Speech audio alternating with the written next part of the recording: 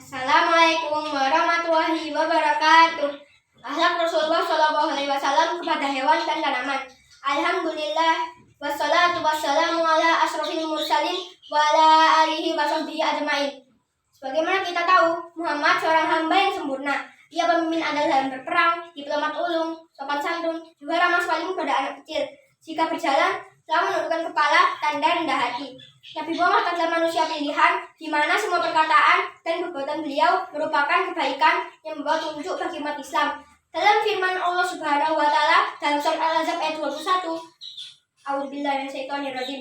Laqad kana lakum fi Rasulillahi uswatun hasanatun liman kana yarjullaha wal yawmal akhir wa dzakarallaha katsiran. Sesungguhnya telah ada pada diri Rasulullah itu suri teladan yang baik bagimu, yaitu bagi orang berharap rahmat Allah dan kedatangan hari kiamat, dan dia banyak menyebut Allah.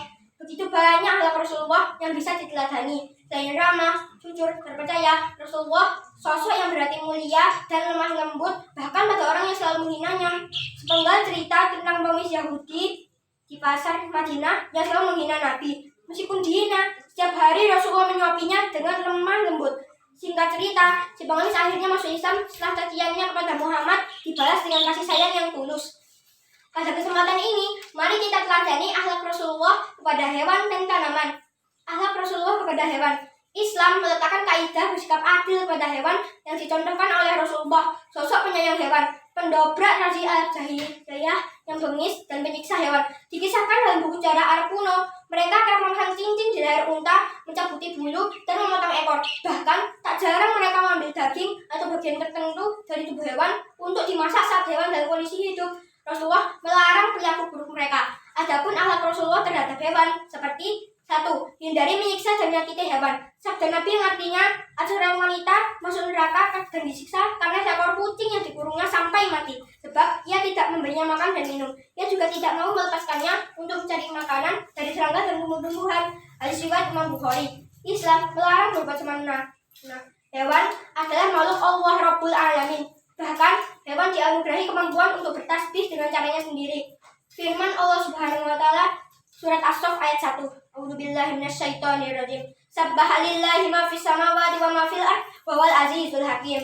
Telah bertasbih kepada Allah apa saja yang ada di langit dan apa saja yang ada di bumi, dan Dia yang Maha Perkasa lagi Maha Bijaksana.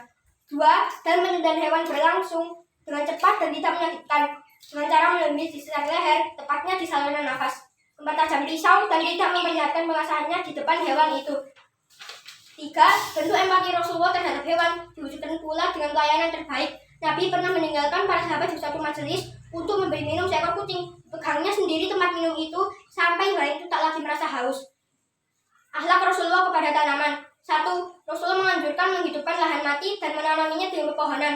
Hadis riwayat Muslim dan Ahmad mencatat sabda Nabi, tidaklah seorang muslim menanam pohon kecuali buah yang dimakan yang jadi sedekah, yang dicuci juga sedekah, yang dimakan binatang buah sedekah, yang dimakan burung adalah sedekah, dan tidak diambil seseorang kecuali menjadi sedekah. 2. Rasulullah juga bersabda, barang siapa yang menebang pepohonan, maka Allah akan mencelupkannya ke dalam neraka. Dijelaskan oleh Abu Daud, hadis ini ditujukan pada seseorang yang memotong pepohonan secara sia-sia di sepanjang jalan, sehingga para musafir dan hewan tidak mendapatkan tempat berteduh. 3. Bahkan Rasulullah melarang merusak lingkungan meskipun dalam peperangan. Diriwayatkan dari Sauban, khadim Rasulullah mendengar Rasulullah berpesan, orang yang membunuh anak kecil, orang tua renta, membakar perkebunan kurma, menebang pohon berbuah, memburu kambing untuk diambil kulitnya, itu akan merugikan generasi berikutnya. Hadis riwayat Ahmad.